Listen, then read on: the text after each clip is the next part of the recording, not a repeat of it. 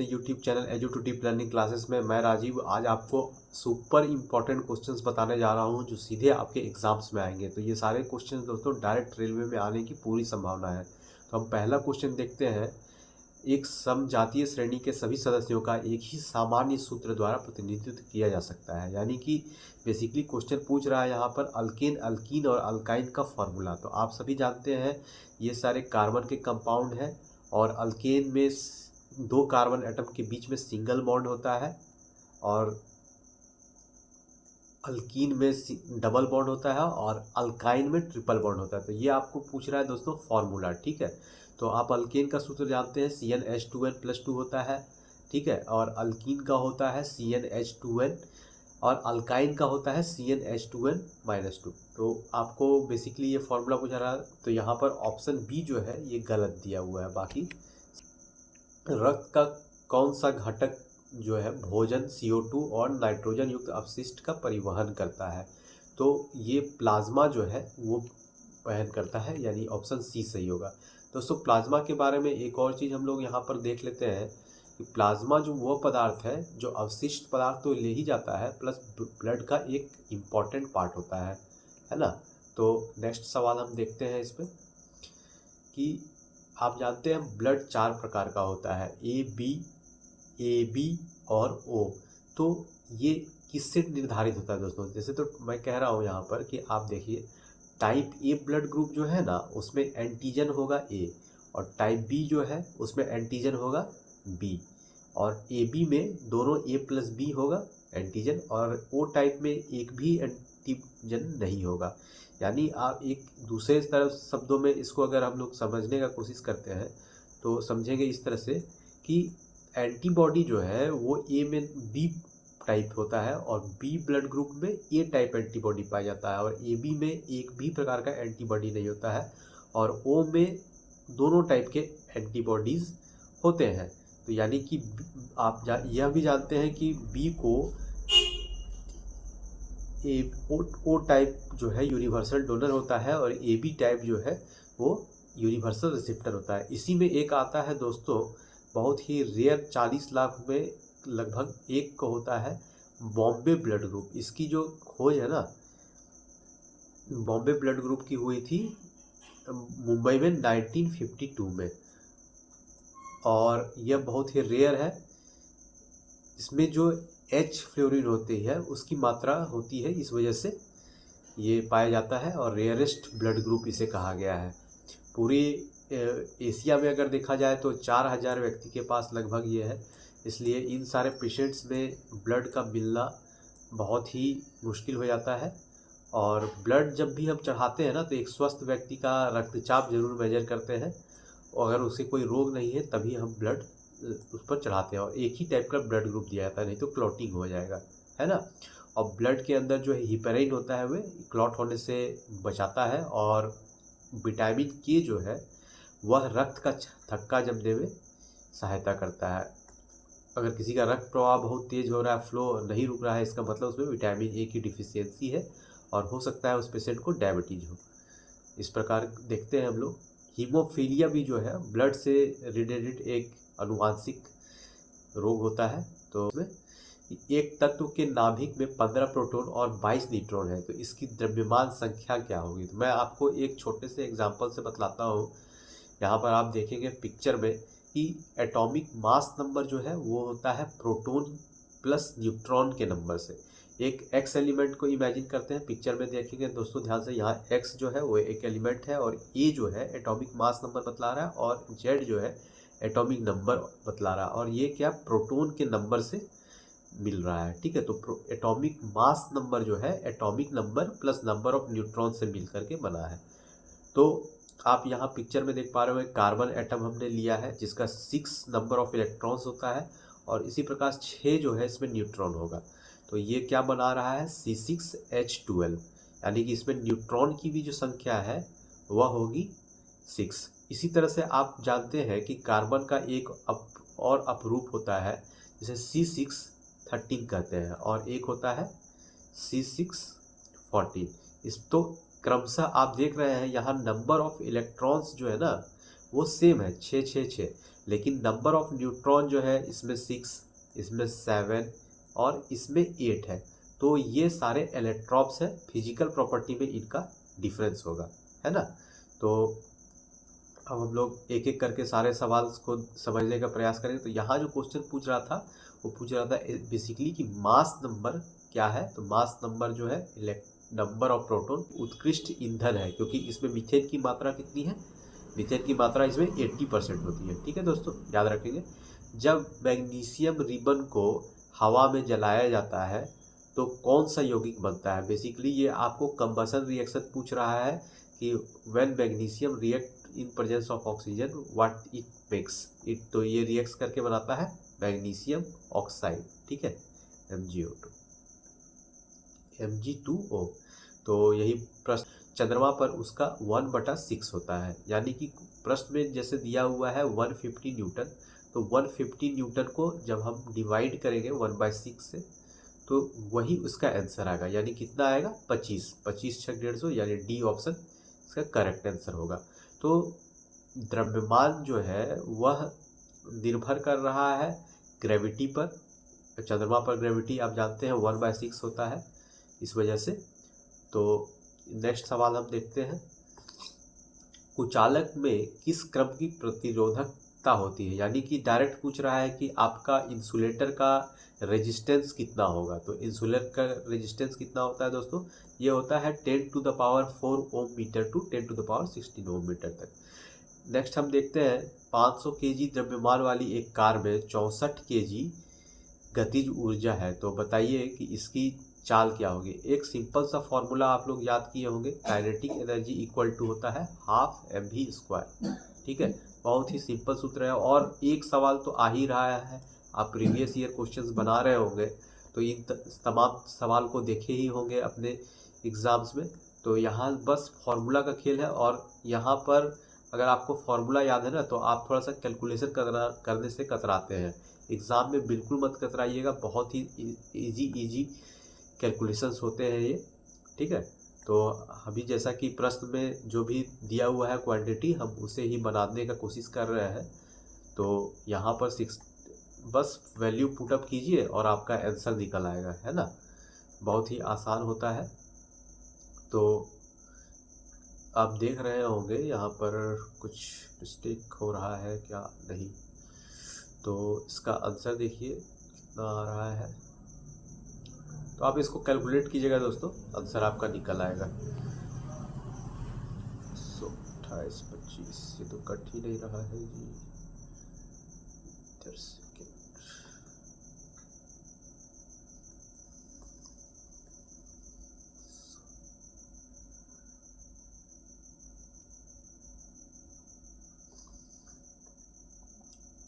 मानव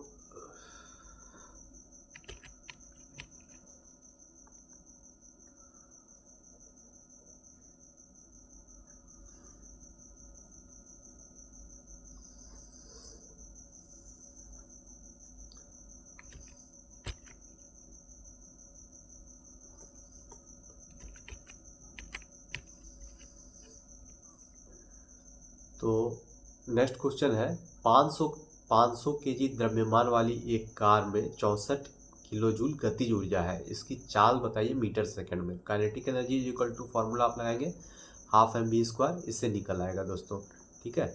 next हम लोग देखते हैं, स्वस्थतम की उत्तरजीविता, सर्वाइवल फॉर द फिटेस्ट, किसने कहा था। ये तो चार्ल्स डार्विन जी ने कहा था, डी इसका होगा।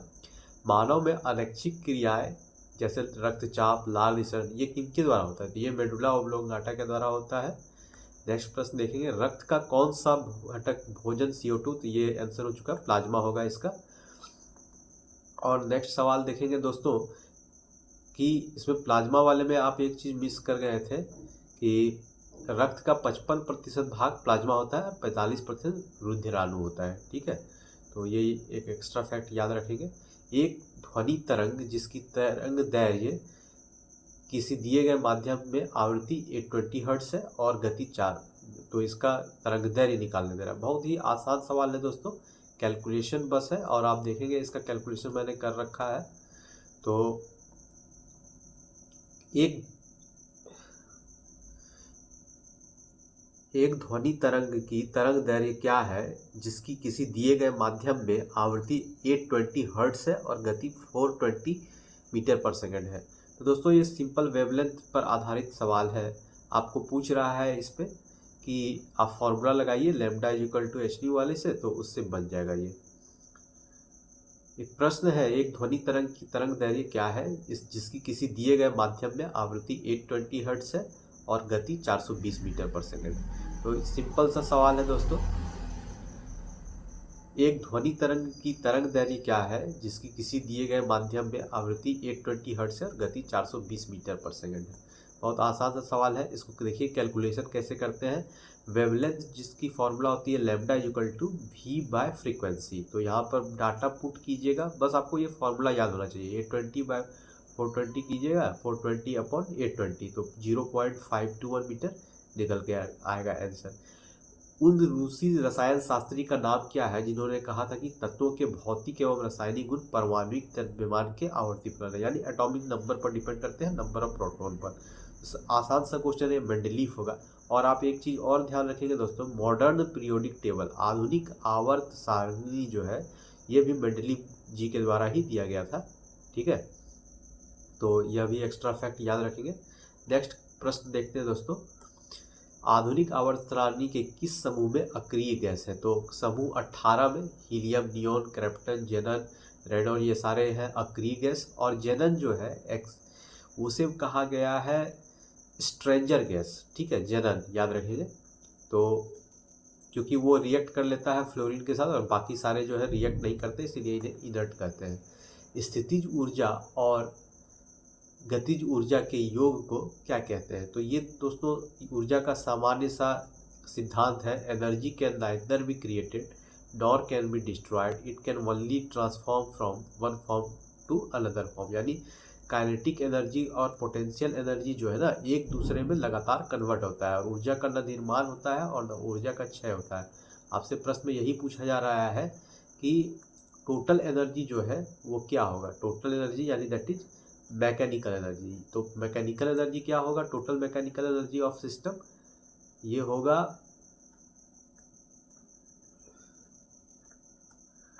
Kinetic energy plus potential energy. देखिए एक बॉल है जिसे काफ़ी हाइट से गिराया जा रहा है, तो जब बॉल स्थिर अवस्था में था तो उसके पास पोटेंशियल एनर्जी था और जब ये गति करने लगा तो उसके पास काइनेटिक एनर्जी था। तो यानी स्टार्टिंग में काइनेटिक एनर्जी जो था वो जीरो था क्योंकि वेलोसिटी टॉप पॉइंट पर जीरो था बॉल का, और जब ये नीचे आने लगा तो वेग आया इसमें, तो हाफ एम वी स्क्वायर यानी एम पोटेंशियल एनर्जी का जो फॉर्मूला होता है ये होता है mass into gravitational acceleration into height. और यह जो है ना चेंज होने लगेगा फिर हाफ एम वी स्क्वायर में। मास तो जो है उसका है ही, अब वेलोसिटी आ गया तो होगा ये जो इसमें, यानी टोटल एनर्जी जो है वह कांस्टेंट होता है। ये क्वेश्चन आपको यही पूछ रहा है कि टोटल एनर्जी क्या होता है। ठीक है, तो इसी तरह के कंसेप्चुअल क्वेश्चंस भी आ रहे हैं, आप उन पर भी ध्यान रखेंगे। और अगर आपको लग रहा है दोस्तों अच्छा वीडियो लेक्चर है, आपके कुछ हेल्प कर सकता है ये, तो आप प्लीज़ इसको सब्सक्राइब करेंगे। अभी बेसिक्स क्वेश्चंस कवर कर रहा हूँ, इसके नेक्स्ट पार्ट में थोड़े से स्टैंडर्ड क्वेश्चन भी आएंगे। हालांकि कंसेप्ट यहीं से आपका बनेगा दोस्तों और CBT 1 के लिए पर्याप्त है ये। निम्नलिखित में से किस प्रकार की दवा का उपयोग अपच का उपचार करने में किया जाता है? तो आप सभी जानते हैं एंटासिड। आप जो घरेलू एक इस्तेमाल करते हैं एसिडिटी होने पर दवा इनो का, ठीक है, तो इनो क्या है? सोडियम बाइकार्बोनेट है।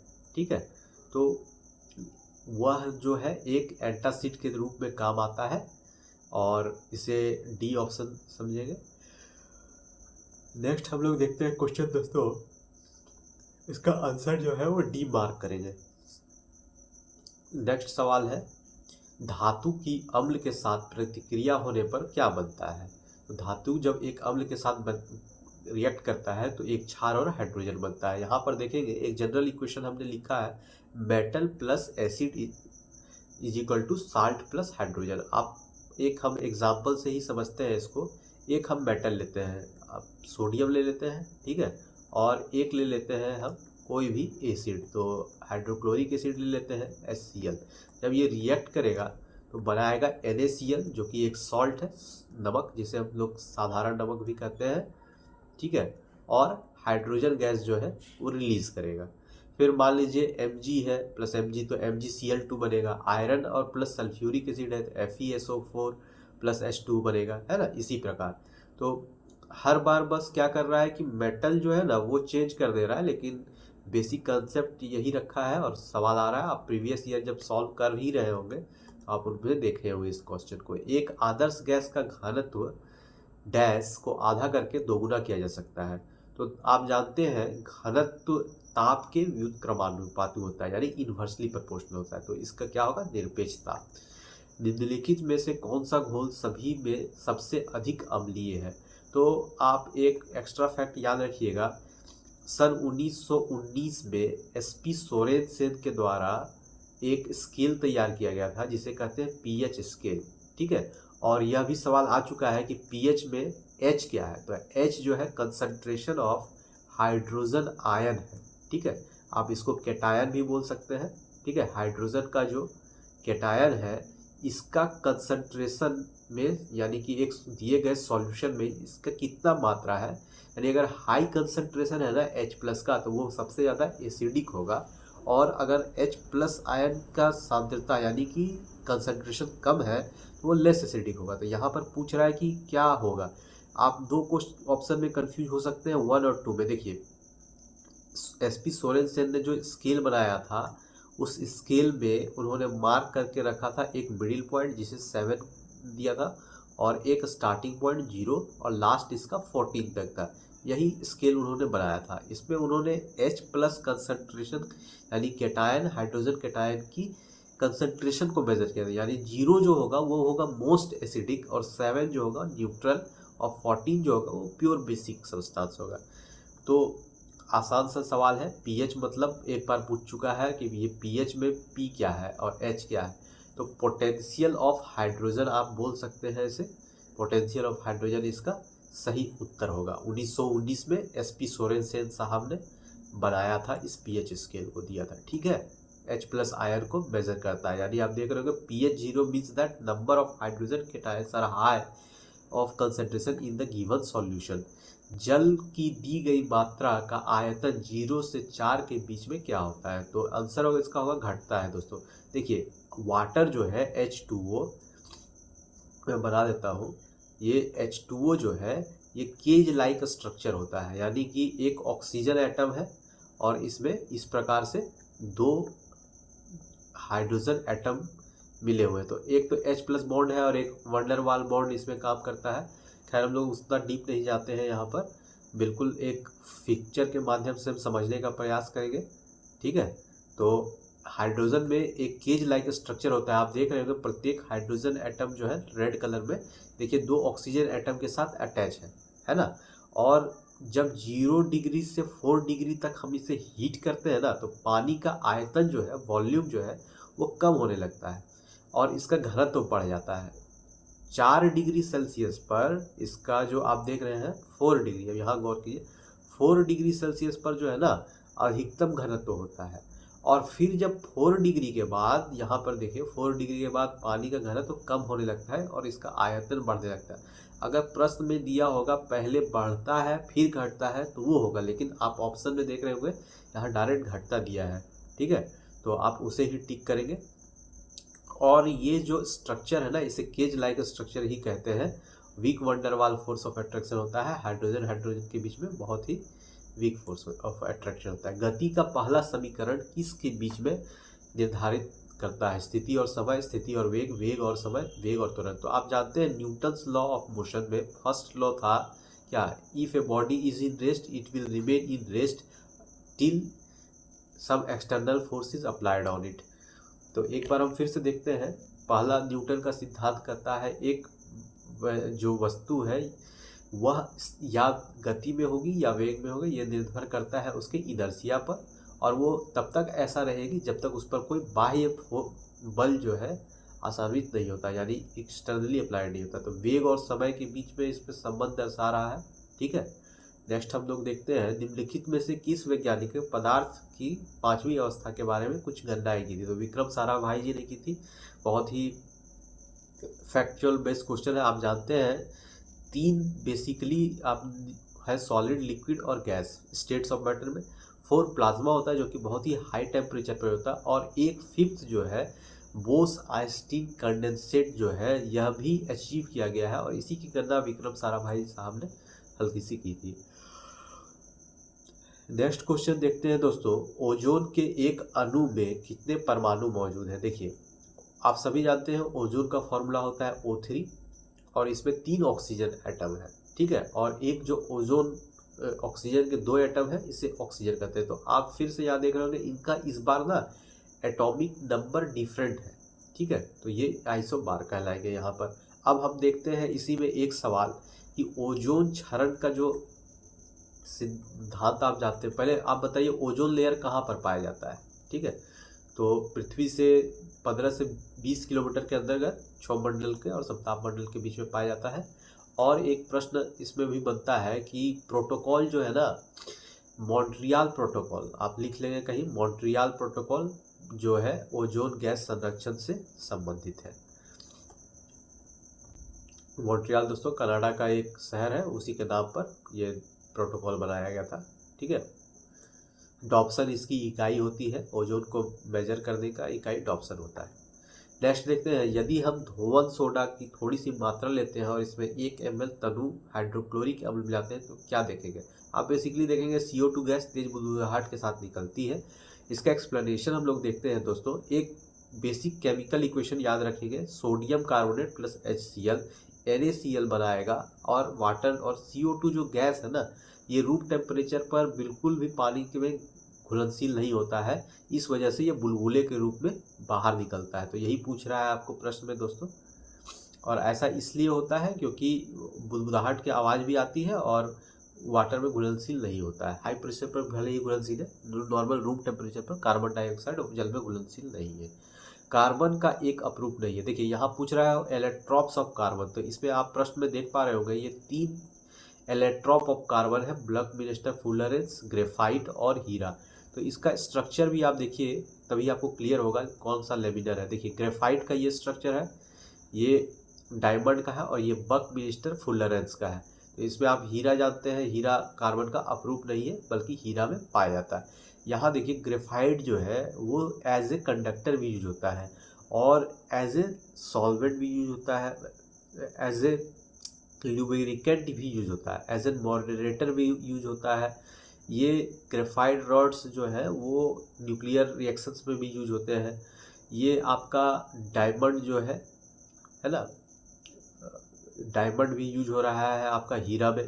तो और ये है बक मिनिस्टर फुलरेंस। तो इसका सही आंसर होगा क्या, इसका सही आंसर होगा